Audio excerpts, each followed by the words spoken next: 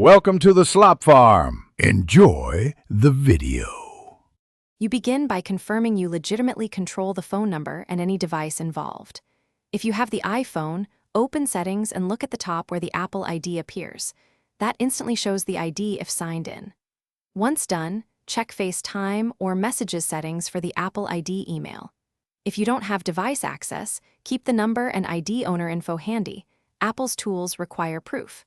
Make sure to act now while the device is online and accessible. Next, use Apple's official recovery paths. You can use the Apple Support app or the account recovery flow to find an Apple ID tied to a phone number. The system asks for names and details to narrow matches. You will often receive a verification code to that number. Enter it when prompted.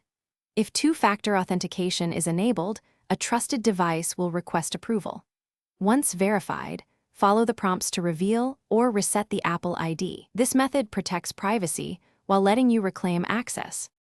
To finish, complete the recovery instructions or contact Apple support directly if automated methods fail. You'll need to prove ownership. A receipt, device serial number, or government ID will speed verification.